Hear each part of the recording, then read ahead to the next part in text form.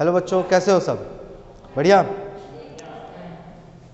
बच्चों, class 12th में हम लोग आए और क्लास 12th के प्रीवियस लेक्चर में मैंने आप लोगों को टॉर्क बताया था एक करंट कैरिंग लूप के ऊपर। तो उम्मीद करते हैं कि आपने पढ़ा होगा। पढ़ा है ना? चलो सही है। हाँ नहीं बोले हो तुम लोग, लेकिन चलो उम्मीद करते हैं पढ़े होगे तुम लोग। मैंने आप लोगों को एक्सप्लेन कर दिया है कि टॉर्क किसी भी करंट कैरिंग लूप के ऊपर किस तरीके से एक्ट करता है और उसका फॉर्मूला क्या होता है। क्या था फॉर्मूला टॉर्क का? Torque tau on a current carrying loop is N I A B sine theta. For maximum torque theta should be 90 degree and hence torque will be maximum, that will be NIAB. Is it clear? तो previous lecture में मैंने केवल और केवल आपको torque समझाया था कि टॉर्क क्या होता है किसी भी करंट कैरिंग लूप के ऊपर। आज का जो टॉपिक होगा बेटा, वो टॉपिक आप देख पा रहे हो, moving coil galvanometer. Moving coil galvanometer को पढ़ने से पहले सबसे पहले जानेंगे बेटा कि व्हाट इज गैल्वेनोमीटर। तो देखो बेटा, गैल्वेनोमीटर एक ऐसा इलेक्ट्रिकल डिवाइस है जो करंट को सेंस करता है। क्या करता है? करंट को सेंस करता है। कई सारे बुक्स में, कई सारे लेक्चर्स में आपको मिलेगा कि गैल्वेनोमीटर करंट को मेजर करता है। एक्चुअली में गैल्वेनोमीटर करंट को केवल सेंस करता है कि करंट है कि नहीं है। गैल्वेनोमीटर के यूज से करंट को मेजर कर सकते हैं, लेकिन उसमें हम लोग को कुछ अरेंजमेंट करना पड़ता है, इसके कंस्ट्रक्शन में थोड़ा सा चेंज लाना पड़ता है। ठीक है, कैसे करेंगे ये पढ़ते हैं बाद में। पहले हम लोग पढ़ते हैं कि गैल्वेनोमीटर होता क्या है, बनता कैसे है, काम कैसे करता है। इतनी सारी चीज़ें कवर करने के बाद हम लोग पढ़ेंगे कि गैल्वेनोमीटर से करंट कैसे मेजर कर सकते हैं, गैल्वेनोमीटर के हेल्प से वोल्टेज कैसे मेजर कर सकते हैं। तो फिलहाल अगर कोई आपसे पूछता है व्हाट इज गैल्वेनोमीटर, तो आप सिंपली लैंग्वेज में कहोगे गैल्वेनोमीटर एक ऐसा डिवाइस है जो कि करंट को सेंस करता है। ठीक है, कम से कम करंट को सेंस करके बता देगा कि सर्किट में करंट है कि नहीं है। ठीक है, मूविंग कॉइल गैल्वेनोमीटर दो तरह का होता है। मूविंग कॉइल गैल्वेनोमीटर दो तरह का होता है। पहला है suspension type galvanometer. Suspension type galvanometer, suspension का मतलब लटकता हुआ गैल्वेनोमीटर। दूसरा है पीवटेड टाइप गैल्वेनोमीटर, पीवट के ऊपर फिक्स रहेगा। ठीक है, चाहे गैल्वेनोमीटर आपका सस्पेंशन टाइप क्यों ना हो या फिर पीवटेड टाइप ही क्यों ना हो, इसका जो वर्किंग प्रिंसिपल होगा वो सेम होगा। कंस्ट्रक्शन थोड़ा सा डिफरेंट है, लेकिन जो वर्किंग प्रिंसिपल होगा वो बिल्कुल सेम होगा। तो जल्दी से पेन कॉपी निकालो और जो मैं बोल रहा हूं उसको नोट डाउन करो। हेडिंग होगा आपका moving coil galvanometer. Moving coil galvanometer heading लिखने के बाद नोट डाउन करो जो मैं बोल रहा हूं, डिक्टेट कर रहा हूं।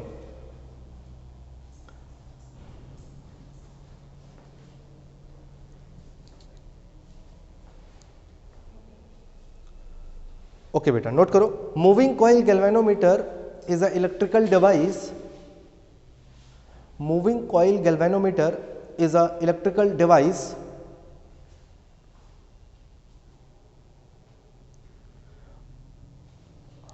which sense the presence of current, which sense the presence of current।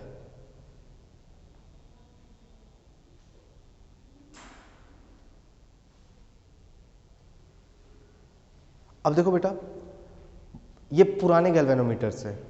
ठीक है, अब जो गैल्वेनोमीटर आता है इलेक्ट्रॉनिक गैल्वेनोमीटर भी आता है। ठीक है, तो पुराने गैल्वेनोमीटर दो तरह के होते हैं। तो लिखो, basically galvanometer are two kind of, basically galvanometer are two kind of.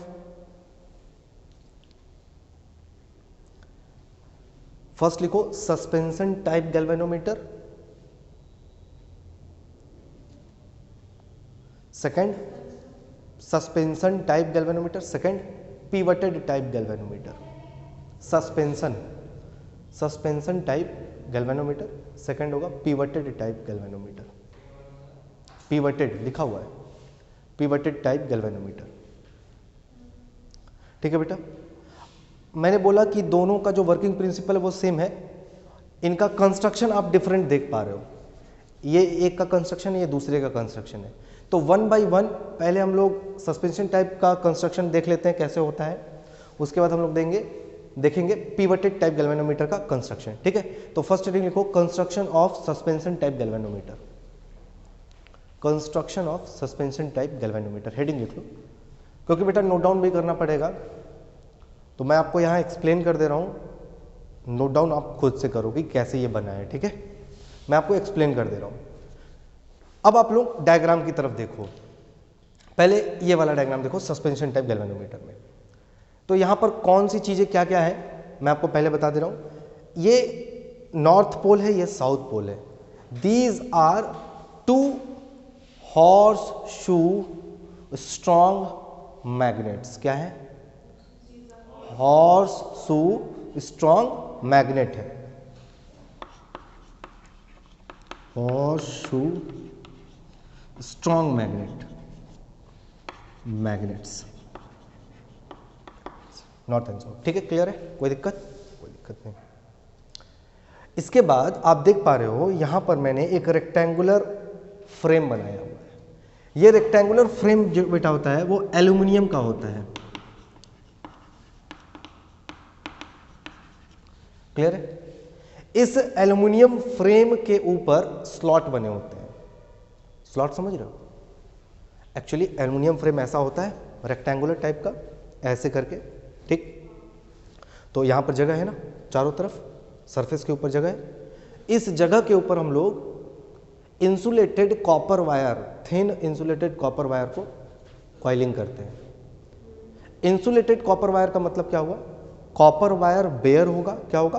Bear होगा, उसके ऊपर कोई इंसुलेशन नहीं होगा, उसको एक थिन इंसुलेशन प्रोवाइड कर देना।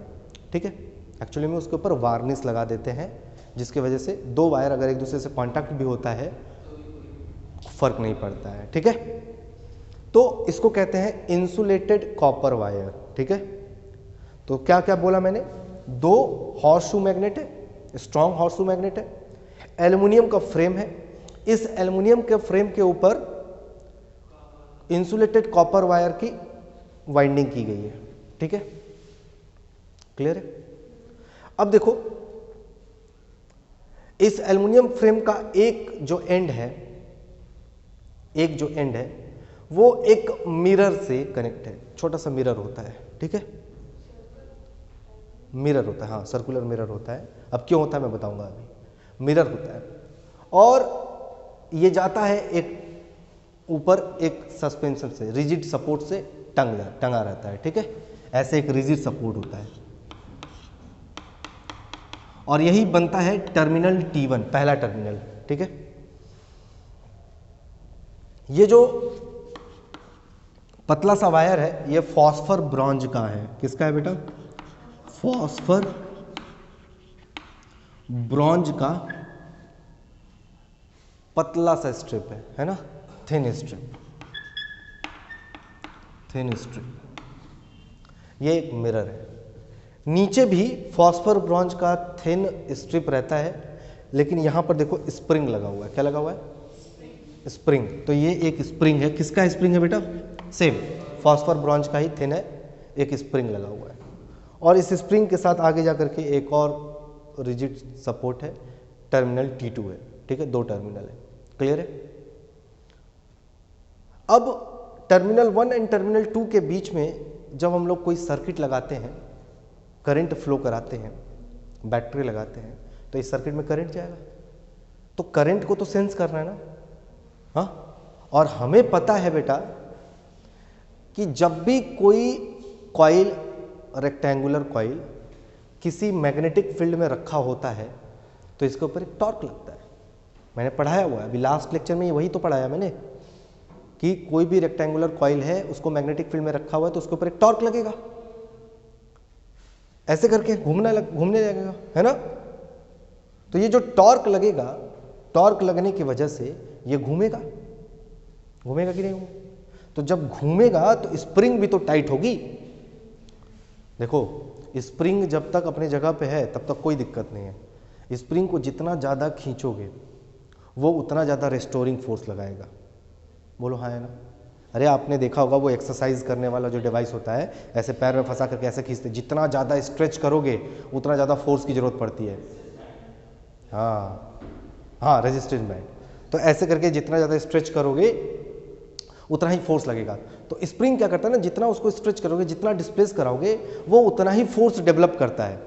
तो जैसे जैसे ये घूमता है ना, ये स्प्रिंग क्या करता है, ऑपोजिट डायरेक्शन में रेस्टोरिंग फोर्स डेवलप करता है। ठीक है, तो ये ऐसे घुमा, स्प्रिंग ऐसे घुमा, ये इसको घुमाने की कोशिश करेगा, है ना। इसके रोटेशन को क्या करेगा, ऑपोजिट डायरेक्शन में, नहीं चाहेगा कि ये घूमे, है ना। अब ये क्यों होता है मैं बताऊंगा, और इसका काम क्या है ये भी बताऊंगा। तो फिलहाल ये कंस्ट्रक्शन हुआ आपका किसका, सस्पेंशन टाइप गैल्वेनोमीटर का। क्या क्या है, aluminium frame with winding of insulated copper wire is kept between two strong horseshoe magnetic field. The upper end of aluminum frame is connected with a mirror, and by a thin phosphor bronze strip it is connected with a rigid support which make terminal 1. The lower end of the aluminum frame is connected with a phosphor bronze spring, and further it makes a terminal T2. Clear है, ये इतना इसका construction है। ठीक है, this whole arrangement is placed inside a box. इस पूरे arrangement को एक बॉक्स के अंदर रख देते हैं। There is a window in the box, box के अंदर एक विंडो होता है, उस विंडो को हम लोग खोलते हैं। लैंप और मिरर के हेल्प से, with the help of lamp and mirror we use to read the readings. Reading भी तो लेना होगा ना हमें कि करंट कितना है, तो लैंप और मिरर के हेल्प से हम लोग क्या करते हैं, रीडिंग्स को नोट डाउन करते हैं।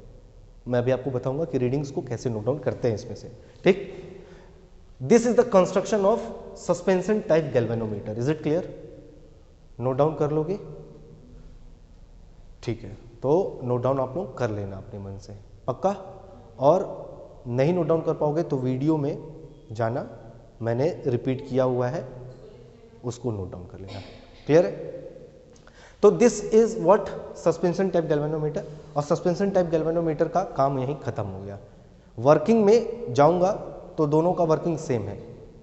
ठीक है, तो सस्पेंशन टाइप गैल्वेनोमीटर के लिए स्पेस थोड़ा सा छोड़ दो बेटा, और नेक्स्ट हेडिंग लिख लो, पिवटेड टाइप गैल्वेनोमीटर। ठीक है, अब स्पेस छोड़ा है, इसका मतलब ये नहीं कि नोट डाउन नहीं करना, नोट डाउन करना है, और हाँ डायग्राम भी बनाना है। ठीक है, नेक्स्ट हेडिंग रहेगा बेटा आपका, तो फिगर डायग्राम के लिए और स्टेटमेंट के लिए जगह छोड़ देना। ठीक है, तो नेक्स्ट हेडिंग रहेगा पिवटेड टाइप गैल्वेनोमीटर। अब मैं आपको बता दूं बेटा पिवटेड टाइप गैल्वेनोमीटर कैसे काम करता है। ठीक, मतलब कंस्ट्रक्शन कैसा होता है। अगेन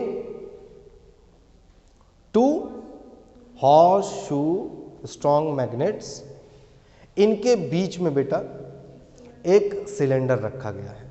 ठीक है, ये सिलेंडर किसका होता है बेटा, सॉफ्ट आयरन का होता है। किसका होता है, याद रहेगा, सॉफ्ट आयरन का।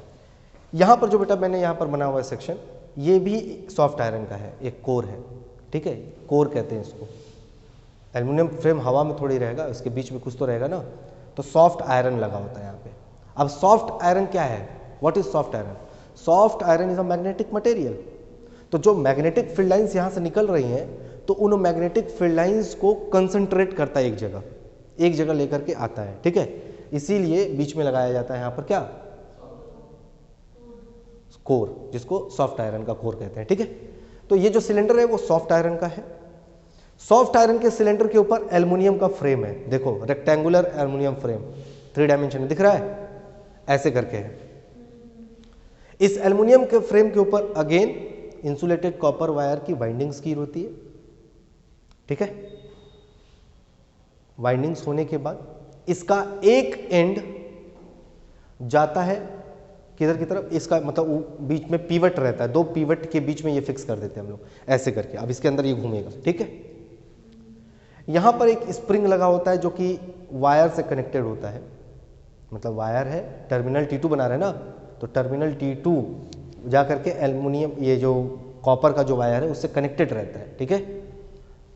T2 और T1 दो स्प्रिंग है, S1 और S2 से कनेक्टेड रहते हैं। दो टर्मिनल T1 एंड T2 दो स्प्रिंग से कनेक्टेड रहते हैं, ठीक। जैसे ही हम लोग करंट इसमें से T1 और T2 के बीच में करंट को पास कराते हैं, दो मैग्नेटिक फील्ड के बीच में रेक्टेंगुलर कॉइल है, इसके ऊपर एक टॉर्क एक्ट करेगा। टॉर्क एक्ट करेगा तो ये घूमेगा, तो घूमेगा तो स्प्रिंग भी क्या करेगा, ऑपोजिट डायरेक्शन में रेस्टोरिंग टॉर्क लगाएगा, है ना। ये ऐसे घूमा, रेस्टोरिंग टॉर्क भी लगा, ठीक। और जब ये घूमेगा तो इसके साथ एक स्केल लगा रहता है, इंडिकेटर लगा होता है। ये इंडिकेटर इंडिकेट करता है कि करंट आया कि नहीं आया। और ये गैल्वेनोमीटर आपके लैब में है, आपने देखा होगा, ठीक है। बेसिकली इसी का यूज ज़्यादा किया जाता है, ठीक है, क्लियर है। इस तरह का गैल्वेनोमीटर आपने देखा होगा, आपके लैब में है। तो दो टर्मिनल T1 एंड T2 के बीच में जब करंट को अलाउ किया जाता है तो यहाँ पर एक प्रिंसिपल आता है, क्या, torque on a current carrying loop inside a magnetic field. Due to this cylinder begins to rotate and with the help of indicator we get the reading, ठीक है, क्लियर है। कोई दिक्कत? कोई दिक्कत नहीं। तो अब इसका कंस्ट्रक्शन हो गया था, इसका कंस्ट्रक्शन देखो कैसे होगा, ठीक है।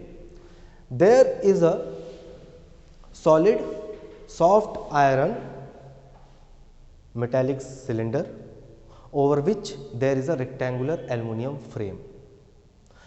On the aluminum frame there is the winding of insulated copper wire which is further connected with the two spring upper end and lower end S2 and S1 which makes two terminal T1 and T2. This cylinder is fixed between two fixed point which is called pivot,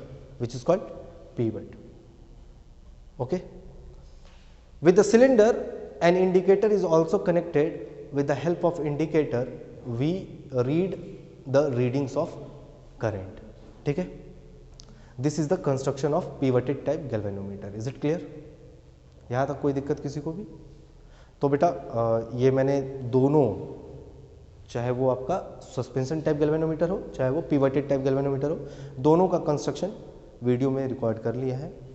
video में देख लेना, note down करना होगा तो कर लेना। Diagrams यहाँ पर वो भी वीडियो में मिल जाएगा आपको डायग्राम्स।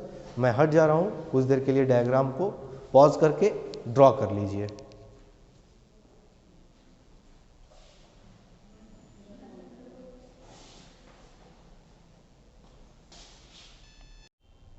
ओके बच्चों, तो उम्मीद करते हैं कि आप लोगों ने ड्रॉ कर लिया होगा।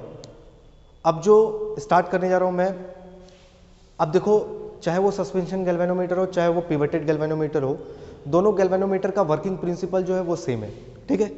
तो नेक्स्ट हेडिंग होगा आपका वर्किंग प्रिंसिपल। वर्किंग प्रिंसिपल देखो, जो वर्किंग प्रिंसिपल होता है गैल्वेनोमीटर का, उसका प्रिंसिपल बहुत सेम है, बहुत कांस्टेंट है। क्या है? Moving coil galvanometer works on the principle of torque on a current carrying rectangular loop. बोलो हाँ या ना? उसी प्रिंसिपल पे तो काम कर रहा है ना। तो सिंपली क्या होगा, working principle moving coil galvanometer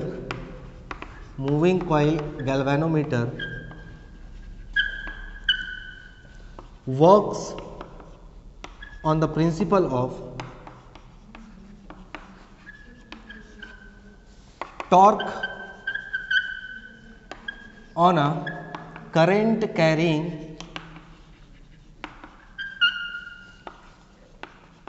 rectangular loop, ठीक है। Torque on a current carrying rectangular loop, ठीक है।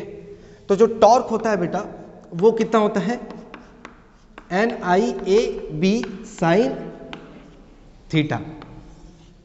रेक्टेंगुलर कॉइल के ऊपर टॉर्क कितना एक्ट करता है बेटा, NIAB sine theta. Is it clear? पक्का। अब जरा सा यहां पर मैं आपको कुछ समझाना चाहता हूं, ध्यान से समझो, इंपॉर्टेंट है ये आपके एग्जाम में पूछा जाता है। ये आपके पास नॉर्थ पोल है, ये आपके पास साउथ पोल है, ये मेरा रेक्टेंगुलर कॉइल है, ठीक है, ऐसे करके, ऐसे करके, ठीक। मैग्नेटिक फील्ड लाइंस नॉर्थ से साउथ जा रही है, इसके ऊपर जो करंट जा रहा है, इसके ऊपर जो करंट जा रहा है आई, और मैग्नेटिक फील्ड और एरिया वेक्टर के साथ जो एंगल क्रिएट होगा वो कितना होगा बेटा। देखो जैसे अगर ये रेक्टेंगुलर कॉइल ऐसा बना दिया, चलो मैंने, तो एरिया वेक्टर इनसाइड या परपेंडिकुलर इनसाइड या परपेंडिकुलर आउटसाइड होगा। कैसे निकालते हैं, राइट हैंड के फिंगर्स को कर्ल करते हैं in the direction of current, thumb का डायरेक्शन रिप्रेजेंट करता है डायरेक्शन ऑफ एरिया वेक्टर, तो एरिया वेक्टर इनसाइड मिलेगा यहाँ पे, इनसाइड। तो एरिया वेक्टर और मैग्नेटिक फील्ड के बीच में एंगल कितना है, 90 डिग्री है ना।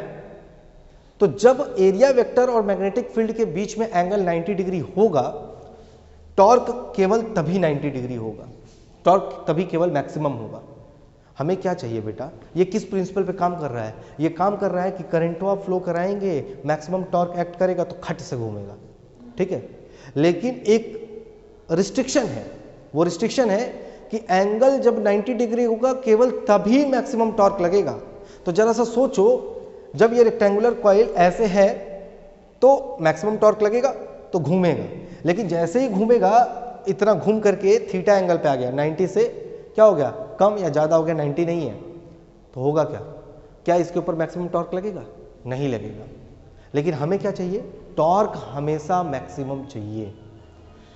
तो मैक्सिमम टॉर्क लगाने के लिए हमें एंगल जो थीटा है वो हमेशा 90 डिग्री चाहिए, ऑल द टाइम हमें कैसा मैग्नेटिक फील्ड चाहिए, 90 डिग्री चाहिए।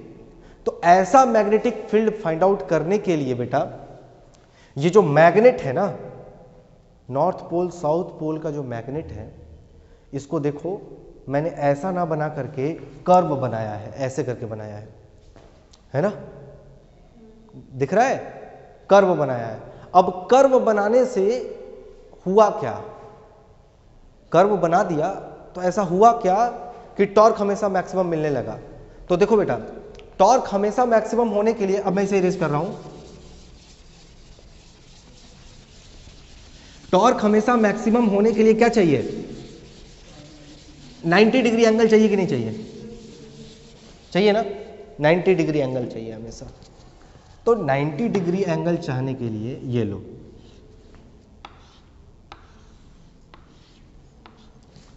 ये हो गया मेरा कंडक्टर, ठीक, मेरा सिलेंडर हो गया। अब इसी में क्या है, ये लो एल्युमिनियम का फ्रेम, टॉप व्यू बना दिया है इसका, ठीक। अब ये इसका ओरिजिन, मैग्नेटिक फील्ड लाइन ऐसे जाएगा, ठीक, मैग्नेटिक फील्ड कैसे जा रहा है, ऐसे जा रहा है, ठीक, पक्का। अब यहां से अगर मैग्नेटिक फील्ड लाइन निकलेगा, ऐसे करके जा रहा है, तो कैसा होगा बेटा, यहां से निकलेगा, ऐसा होगा, यहां से जा रहा है तो यहां से होते हुए यहां निकलेगा, यहां से होगा तो यहां निकलेगा, यहां से होगा तो यहां निकलेगा, ठीक है। एक्चुअली में मैग्नेटिक फील्ड लाइंस ऐसे गया, इसमें का तो ठीक है, ऐसे गया, ऐसे निकल गया। तो देखो कंडक्टर के और कंडक्टर में, एरिया में, मैग्नेटिक फील्ड में कितना एंगल बन रहा है, 0, अभी तो 0 बन रहा है ना, है ना। अब जरा सा देखो, ये मैग्नेटिक फील्ड लाइंस, दो मैग्नेटिक फील्ड लाइन एक दूसरे को कभी इंटरसेक्ट करती है, नहीं करती हैं। तो यहां से ये ऐसे करके जाएगा, और चूंकि इंटरसेक्ट करना नहीं है तो कर्व में चला जाएगा ऐसे, ठीक, ऐसे करके इधर चला जाएगा, ऐसे करके इधर चला जाएगा, ऐसे करके इधर चला जाएगा, क्लियर है। लेकिन ये जो कंडक्टर है, इस कंडक्टर के लिए अगर ये वाला 0 एंगल बना रहा है, तो ये पूरा कवर था ना ऐसे करके, ये पूरा कवर था ऐसे मैग्नेटिक फील्ड से, तो ये वाला इसके लिए कितना एंगल बनाएगा, अरे यार ऐसे वाला जो मैग्नेटिक फील्ड लाइन है वो एरिया वेक्टर के साथ 0 एंगल बना रहा है ना। एरिया वेक्टर कैसा होगा, रेक्टेंगुलर कॉइल ऐसा ही है, एरिया वेक्टर इधर जा रहा है, मैग्नेटिक फील्ड भी इधर है, दोनों के बीच में एंगल कितना, 0, ठीक है। तो अगर ये वाला इसके लिए 0 एंगल क्रिएट कर रहा है एरिया, तो यहां से जो मैग्नेटिक फील्ड लाइन्स आ रहा है वो तो मैग्नेटिक फील्ड के साथ ए के साथ बनाएगा ना 90 डिग्री का। तो अगर लूप मेरा ऐसे है, लूप मेरा अगर ऐसे है तो इस समय इसको मैक्सिमम टॉर्क कौन वाला दे रहा है, कौन सा मैग्नेटिक फील्ड लाइन दे रहा है, ऊपर से जो आ रहा है वो दे रहा है। भले दूसरा वाला इसको जीरो टॉर्क दे रहा है, जीरो क्या दे रहा है, एंगल जीरो तो टॉर्क भी जीरो है ना, जीरो टॉर्क दे रहा है, लेकिन ऊपर वाला क्या कर रहा है, मैक्सिमम इसको दे रहा है। ये थोड़ा सा घूमा, थोड़ा सा ऐसे करके रोटेट हुआ, ऐसे करके ऐसे रोटेट हुआ। अब देखो इसके लिए ये वाला मैग्नेटिक फील्ड क्या होगा, 90 डिग्री पे है ना, ऐसे घुमा तो इसके लिए कोई और वाला मैग्नेटिक फील्ड 90 डिग्री, यानी कि कंडक्टर को हमेशा मैग्नेटिक फील्ड के साथ 90 डिग्री एंगल देने के लिए कोई ना कोई मैग्नेटिक फील्ड लाइन है जो उसको 90 डिग्री का एंगल प्रोवाइड कर रहा है। तो जो टॉर्क लगेगा हमेशा इसके ऊपर कैसा लगेगा, मैक्सिमम लगेगा। तो टॉर्क को मैक्सिमम बनाने के लिए हम लोग ऐसा मैग्नेट ना लेकर के कर्व्ड मैग्नेट लिया है। कैसा लिया है, कर्व्ड लिया है ऐसे करके, ठीक है। और इस तरह से मिलने वाला जो मैग्नेटिक फील्ड लाइंस होता है उसको हम लोग कहते हैं रेडियल मैग्नेटिक फील्ड। क्या कहते हैं, रेडियल मैग्नेटिक फील्ड। तो अगर कोई आपसे पूछता है what is radial magnetic field, तो आप कहोगे कि radial magnetic field is obtain from a curved magnetic pole. किसी भी कर्व्ड मैग्नेटिक पोल से जो मैग्नेटिक फील्ड लाइंस निकलेगा वो रेडियल होगा, ठीक है। And why the radial magnetic field lines is required, radial magnetic field lines क्यों जरूरी है, तो radial magnetic fields are required to create maximum torque because the torque is dependent on angle of sine and we know that at 90 degree angle the torque is maximum, the value of sine is maximum, hence the torque will be maximum, ठीक है। तो कोई भी आपका galvanometer हो, चाहे वो suspension type हो चाहे वो पिवटेड टाइप हो, दोनों ही टाइप के मैग्नेटिक गैल्वेनोमीटर में आपको जो मैग्नेटिक पोल लेने पड़ेंगे वो आपको कर्व लेने पड़ेंगे। क्यों, क्योंकि हमें मैक्सिमम टॉर्क चाहिए, क्योंकि मैक्सिमम टॉर्क लगेगा तभी तो पूरा घूमेगा बेटा, वरना घूमेगा कहां से वो। क्लियर है, कोई दिक्कत। सो यहां के बाद ये होगा रेडियल मैग्नेटिक फील्ड, ठीक है। लिखना पड़ेगा कि why radial magnetic field is important in इसमें, ठीक है, गैल्वेनोमीटर के वर्किंग प्रिंसिपल में ही आएगा, ठीक है।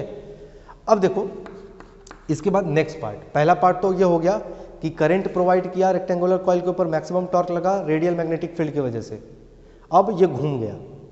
We know that the cylindrical core और rectangular core is attach with a spring, एक स्प्रिंग से कनेक्टेड था ना, चाहे वो सस्पेंशन ले लो चाहे वो पिवटेड ले लो, दोनों में ही एक स्प्रिंग कनेक्टेड था, ठीक है। तो जो टॉर्क लगा वो क्या कर रहा है, सिलेंडर को घुमा रहा है, कोर को घुमा रहा है। तो जो कोर घूम रहा है बेटा, तो स्प्रिंग क्या करेगा, उसका अपोज करेगा, उसके रोटेशन का क्या करेगा, अपोज करेगा। अगर ये 1 डिग्री रोटेट किया तो ये 1 डिग्री ये भी क्या करेगा, अपोज करेगा। तो अपोजिशन फोर्स कितना लग रहा है, अपोजिशन जो है रेस्टोरिंग टॉर्क, मतलब ये तो टॉर्क हो गया जो मैग्नेटिक फील्ड से मिल रहा है इसको, और अपोजिशन टॉर्क कितना होगा। तो अपोजिशन टॉर्क जो होता है यानी कि spring torque, spring restoring torque जो होगा बेटा, स्प्रिंग रेस्टोरिंग टॉर्क जो होगा वो कैसे निकालेंगे ये जरा सा देखो। तो spring restoring torque tau S, spring का टॉर्क इक्वल्स टू के फाई। नाउ व्हाट इज के, के इज द फोर्स, के इज द फोर्स और torque acting on the coil at unit rotation in degree। अगर देखो जैसे स्प्रिंग है, स्प्रिंग 1 डिग्री घुमा तो कितना टॉर्क प्रोड्यूस किया, यही है के। के क्या है, 1 डिग्री एंगल रोटेशन में इस स्प्रिंग ने कितना टॉर्क डेवलप किया,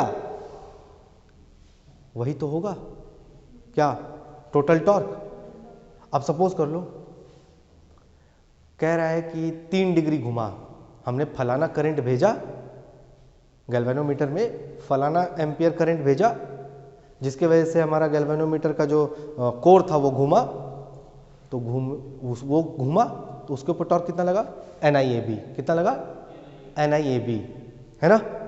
तो स्प्रिंग ने कितना टॉर्क लगाया उसके ऊपर, स्प्रिंग K फाई लगाएगा, तो फाई यहां पर कितना है 3 डिग्री। कितना घुमा, 3 डिग्री तो घुमा, तो स्प्रिंग कितना डिग्री घुमा, 3 डिग्री।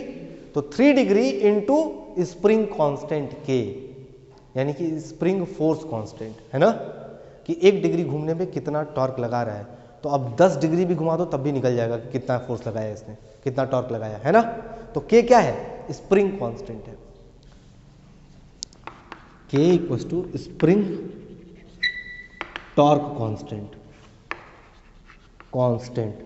अब स्प्रिंग टॉर्क कांस्टेंट का मतलब क्या है, production of torque at unit rotation. Unit rotation में कितना टॉर्क डेवलप किया, ठीक है, क्लियर है। अब देखो फॉर इक्विलिब्रियम पोजीशन, मतलब जितना ये घुमा, जितना रोटेशनल टॉर्क इसको मिला, स्प्रिंग भी उतना ही ऑपोजिशन टॉर्क दिया, तो दोनों टॉर्क क्या होंगे, इक्वल एंड ऑपोजिट होंगे। तो यहां पर फॉर इक्विलिब्रियम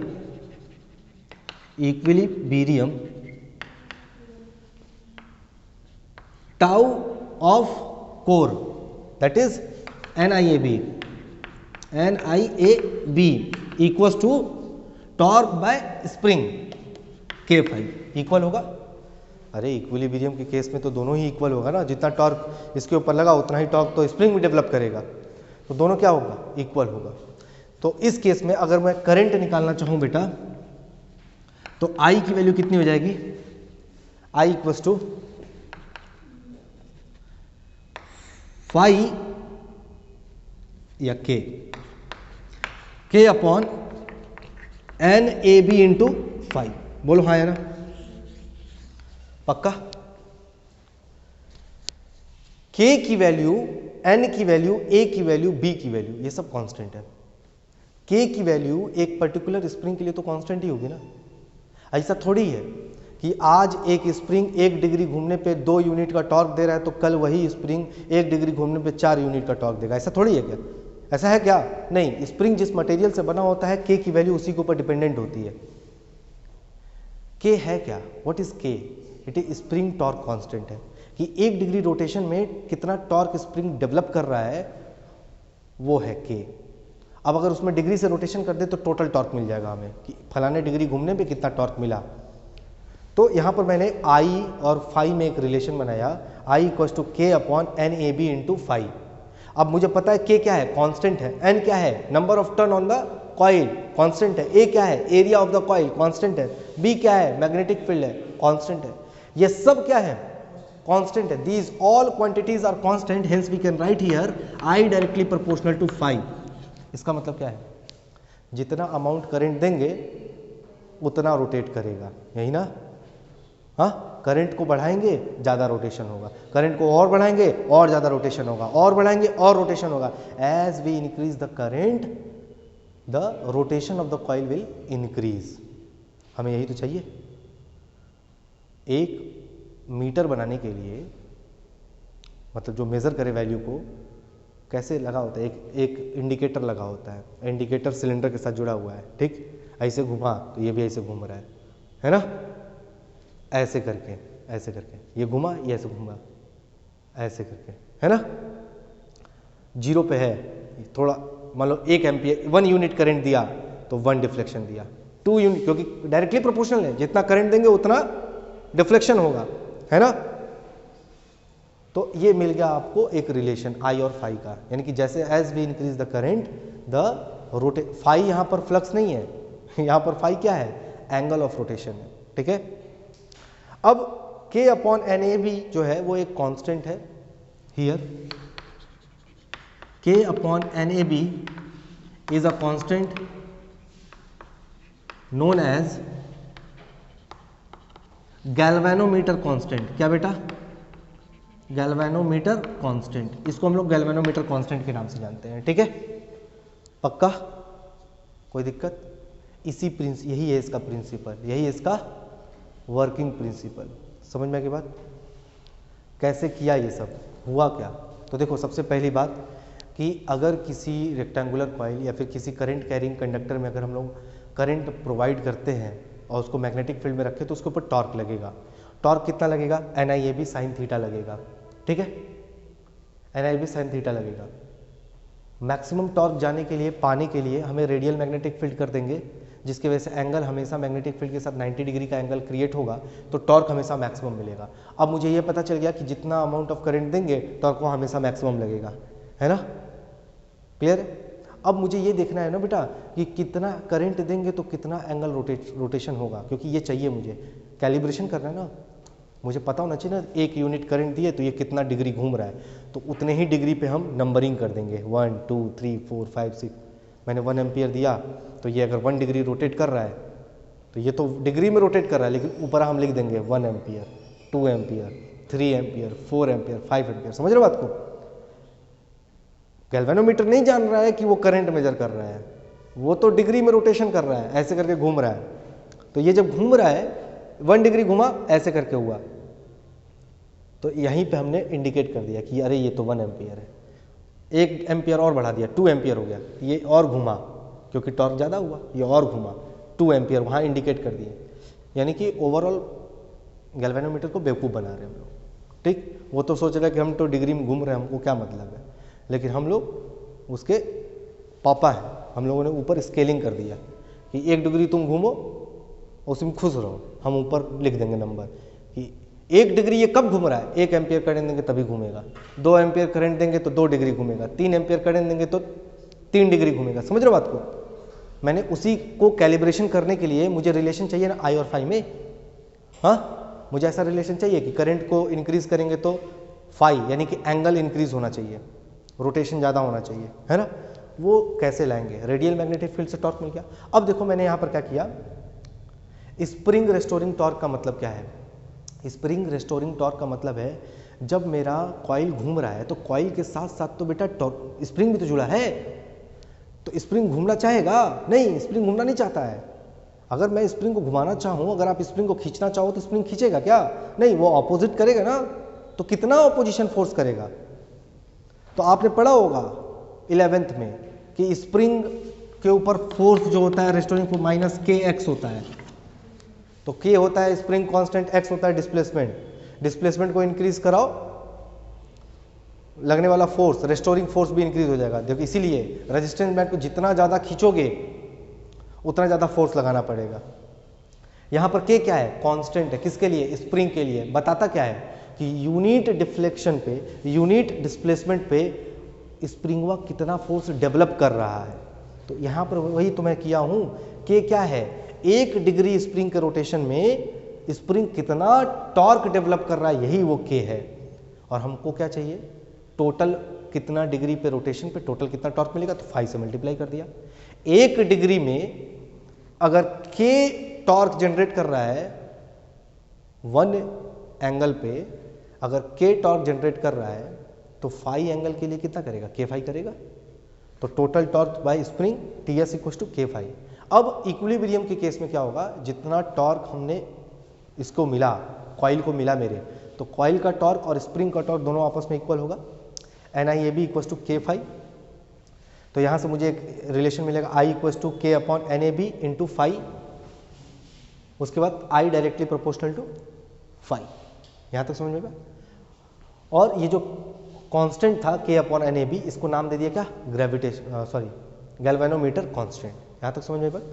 तो इसको अभी आपको नोट डाउन करना पड़ेगा। देखो यहाँ तक नोट डाउन करोगे, उसके बाद यहाँ पर है रेडियल मैग्नेटिक फील्ड। तो यहाँ पर लिखोगे simply, to create maximum torque we use radial magnetic field. Radial magnetic field. अब रेडियल मैग्नेटिक फील्ड कैसा होता है उसका डायग्राम यहां पर है, ठीक है। तो पहले आप लोग वर्किंग प्रिंसिपल में ये नोट करोगे, ये नोट करोगे, उसके बाद रेडियल मैग्नेटिक फील्ड ये नोट डाउन करोगे, उसके बाद स्प्रिंग रेस्टोरिंग टॉर्क कितना होता है, ts equal to k phi, ये नोट डाउन करोगे, जहां पर k क्या है? स्प्रिंग टॉर्क कांस्टेंट है। फिर फॉर इक्विलिब्रियम यहां से ये नोट करोगे, ओके। उसके बाद यहां तक नोट करोगे गैल्वेनोमीटर कांस्टेंट तक। समझ में आ गई बात? ठीक है, तो वीडियो को पॉज कीजिए और इसको नोट डाउन कीजिए, आगे बढ़ते हैं। ओके बेटा, तो मैंने आप लोगों को गैल्वेनोमीटर कांस्टेंट बता दिया कि गैल्वेनोमीटर कांस्टेंट की वैल्यू कितनी होती है, ठीक है। अब जो मैं आपको बताने जा रहा हूँ वो मैं बताने जा रहा हूँ कि व्हाट इज सेंसिटिविटी। तो सेंसिटिविटी का मतलब होता है बेटा कि कितने कम वैल्यू में कोई चीज़ कितना ज़्यादा इफेक्ट हो जाए। फॉर एग्जाम्पल, मेरे पास दो गैल्वेनोमीटर है, एक गैल्वेनोमीटर में मैंने 1 माइक्रो एम्पियर का करंट दिया तो गैल्वेनोमीटर पूरा डिफ्लेक्शन दे दिया। जो दूसरा गैल्वेनोमीटर था उसमें मैंने 10 माइक्रो एम्पियर का करंट दिया तो उसने पूरा डिफ्लेक्शन दिया। तो दोनों में से ज़्यादा सेंसिटिव डिवाइस कौन सा हुआ? जिसमें 1 माइक्रो एम्पियर का करंट दिया और वो फुल डिफ्लेक्शन हो गया। कम अमाउंट ऑफ करंट दिया, ज़्यादा डिफ्लेक्शन दिया, तो वो ज़्यादा सेंसिटिविटी है। तो वही मैं अब डिफाइन करने जा रहा हूँ कि व्हाट इज करंट सेंसिटिविटी। तो हेडिंग होगा आपका करंट सेंसिटिविटी। तो किसी भी गैल्वेनोमीटर का करंट सेंसिटिविटी को हम लोग लिखते हैं बेटा IS, current sensitivity IS equals to क्या? डिफ्लेक्शन, यानी कि एंगल में होता है, डिवाइडेड बाई करंट, कितना अमाउंट करंट देने पे कितना डिफ्लेक्शन हो रहा है, फाई बाई आई। तो IS की वैल्यू कितनी हो जाएगी बेटा? फाई डिवाइडेड ओवर आई की वैल्यू कितनी होगी बेटा? K upon NAB phi. तो K upon NAB into phi, तो फाई से फाई कैंसल आउट हो जाएगा, आपको मिल जाएगा IS equals to NAB upon K। बोलो हाँ या ना? NAB अपॉन, तो किसी भी गैल्वेनोमीटर को ज़्यादा सेंसिटिव बनाने के लिए क्या करना होगा? N की वैल्यू ज़्यादा होनी चाहिए। N की वैल्यू क्या होनी चाहिए? ज़्यादा होनी चाहिए, यानी कि नंबर ऑफ टर्न्स क्या होना चाहिए? ज़्यादा होना चाहिए। एरिया कितना होना चाहिए? ज़्यादा होना चाहिए। मैग्नेटिक फील्ड क्या होना चाहिए? स्ट्रांग होना चाहिए। और स्प्रिंग कांस्टेंट की वैल्यू कितनी होनी चाहिए? कम होनी चाहिए, है ना? तब आपकी डिवाइस क्या हो जाएगा? ज़्यादा सेंसिटिव हो जाएगा। क्लियर है? कोई दिक्कत है?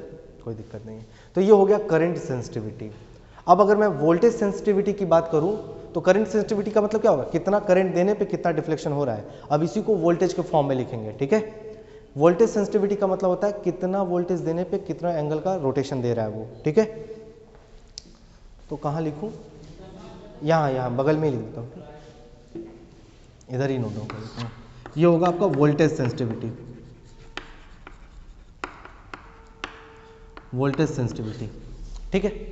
तो वोल्टेज सेंसिटिविटी में Vs equals to phi divided by V, कितना वोल्टेज देने पे कितना डिफ्लेक्शन हो रहा है। तो Vs इक्वल्स टू फाई, तो फाई है आपका, V मतलब क्या बेटा? IR, V equals to IR, Ohm's law. तो Vs है, फाई तो फाई है, I कितना है बेटा? K अपॉन NAB ना, K upon NAB phi into R, क्योंकि R भी तो था। अब फाई से फाई कैंसल आउट हो जाएगा, आपको क्या मिल जाएगा बेटा? NAB अपॉन KR, यानी कि voltage sensitivity Vs equals to NAB upon KR। कम वोल्टेज देने पे ज़्यादा डिफ्लेक्शन आ जाए तो वोल्टेज सेंसिटिविटी अच्छा है, ठीक है ना। कम वोल्टेज देने पे ज़्यादा डिफ्लेक्शन आ जाए तो वोल्टेज सेंसिटिविटी क्या है? तगड़ा है। क्लियर है? कोई दिक्कत है? तो ये हो गया बेटा पूरा का पूरा गैल्वेनोमीटर खत्म वर्किंग प्रिंसिपल के साथ, ठीक है। सबसे पहली बात कि आज में हम लोगों ने क्या क्या पढ़ा, तो हम लोगों ने पढ़ा पहली बात कि बेटा व्हाट इज गैल्वेनोमीटर। तो हमने बताया कि galvanometer is the device which sense current, ठीक है। The galvanometer is able to measure the current but we need to create certain changes, कुछ चेंजेस करने पड़ेंगे। अब वो चेंजेस कैसा होगा नेक्स्ट लेक्चर में। फिलहाल उसके बाद मैंने आपको बताया कंस्ट्रक्शन कैसा होता है। तो दो तरह के गैल्वेनोमीटर है, सस्पेंशन एंड पिवटेड। दोनों का कंस्ट्रक्शन मैंने आप लोगों को बता दिया कैसे होता है। उसके बाद मैंने वर्किंग प्रिंसिपल बताया। तो वर्किंग प्रिंसिपल दोनों का सेम है, ठीक है। कौन से प्रिंसिपल के काम करता है बेटा? Torque on a rectangular coil, current carrying rectangular coil, है ना। चलो ठीक है। अब हमें पता है कि टॉर्क जो है वो मैक्सिमम लगता है 90 डिग्री पे, तो हमेशा टॉर्क मैक्सिमम हो, all the time torque should be maximum, तो उसके लिए हमें 90 डिग्री हमेशा एक्ट कराना होगा। तो उसके लिए हम लोगों ने क्या यूज़ किया? रेडियल मैग्नेटिक फील्ड का यूज़ किया। ये रहा रेडियल मैग्नेटिक फील्ड का, ठीक है। उसके बाद मैंने कहा कि टॉर्क कितना हो गया? अब 90 डिग्री हो गया तो टॉर्क मैक्सिमम हो गया। कितनी वैल्यू हो गई? NAB हो गई। NiAb हो गया ना। फिर मैंने कहा कि जितना ये घूमेगा स्प्रिंग उस घूमने का रोटेशन का अपोज करेगा, उतना ही टॉर्क डेवलप करेगा। जितना घूमने के लिए इसने टॉर्क लगाया उतना ये टॉर्क डेवलप करेगा ना घूमने के लिए। क्लियर है? तो वो टॉर्क कितना होगा? तो वो टॉर्क होगा k फाई, जहां पर k है 1 डिग्री रोटेशन पे produce torque by the spring. Spring के द्वारा 1 डिग्री रोटेशन में कितना ये टॉर्क प्रोड्यूस कर रहा है। क्लियर है? उसको हम लोग k से कहते हैं। ठीक, और कितने डिग्री का रोटेशन हो रहा है तो उससे मल्टीप्लाई कर देंगे तो हमें पता चल जाएगा कि स्प्रिंग कितना टॉर्क डेवलप कर रहा है। तो टॉर्क स्प्रिंग का इक्वल होगा किसके? टॉर्क कॉइल पे। दोनों इक्वल करेंगे तो I और फाई में रिलेशन मिलेगा। तो I directly proportional to phi. ये क्या बता रहा है आपको? किसी भी डिवाइस के लिए, मेजरिंग डिवाइस के लिए ये रिलेशन जरूरी है। जितना करंट दे उतना डिफ्लेक्शन हो। करंट ज़्यादा दे रहे हैं डिफ्लेक्शन ज़्यादा हो रहा है, करंट और ज़्यादा दे रहे हैं डिफ्लेक्शन और ज़्यादा हो रहा है ना। यानी कि रेशियो जो है करंट के फ्लो का और डिफ्लेक्शन का वो कांस्टेंट होना चाहिए। समझ रहे हो बात को? आई इंक्रीज करने पे फाई भी इंक्रीज होगा। अगर ये है, ये जस्टिफाई कर ले रहे हो तो डिवाइस तुम्हारा अच्छा बनेगा, वरना डिवाइस बन नहीं पाएगा, मेजरिंग डिवाइस। इतना करने के बाद बेटा मैंने बताया कि जो ये K/NAB है इसको हम लोग गैल्वेनोमीटर कांस्टेंट के नाम से जानते हैं। फिर मैंने आपको 2 टॉपिक और बताया, that is current sensitivity end voltage sensitivity. Sensitivity का मतलब होता है कोई भी फिजिकल क्वांटिटी कितना देने पे उसका जो इफेक्ट है वो कितना रिप्रेजेंट कर रहा है। कम वैल्यू देने पे अगर ज़्यादा इफेक्ट आ रहा है तो ज़्यादा सेंसिटिव है। ठीक है? क्लियर है? चलो ठीक है। अच्छा देखो, आप लोगों ने छुई मुई का पौधा देखा होगा, पौधा टच करते हैं तो ऐसे मुरझा जाता है। हाँ,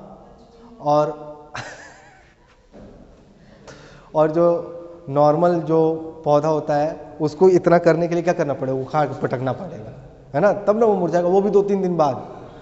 तो कौन ज़्यादा सेंसिटिव है? छुई मुई, छुएंगे ऐसे मुरझा जाएगा तुम। ठीक है? वैसा ही कुछ कहानी यहाँ पर भी है।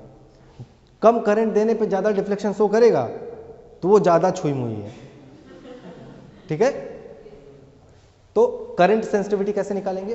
तो करंट सेंसिटिविटी निकालने के लिए कितना अमाउंट ऑफ करंट दे रहे हैं, कितना डिफ्लेक्शन हो रहा है, फाई बाई आई। आई की वैल्यू रख देंगे K/NAB फाई, सब्स्टिट्यूट करेंगे IS की वैल्यू मिल जाएगी। यानी कि करंट सेंसिटिविटी अगर कोई आपसे निकालने के लिए बोले तो आप ये फॉर्मूला उठा करके निकाल सकते हो। अगेन वोल्टेज सेंसिटिविटी का मतलब है कितना वोल्टेज देने पे कितना डिफ्लेक्शन मिल रहा है, दैट इज वोल्टेज सेंसिटिविटी। और VS की वैल्यू इतनी आ गई। तो मैंने ओवरऑल पूरा गैल्वेनोमीटर खत्म कर दिया। अब आपका नेक्स्ट टॉपिक जो मैं बताऊंगा वो होगा galvanometer as ammeter, galvanometer as voltmeter. तब तक के लिए अपना ध्यान रखिएगा, मिलते हैं अगले लेक्चर में। Good bye. इसको नोट डाउन कर लो बेटा।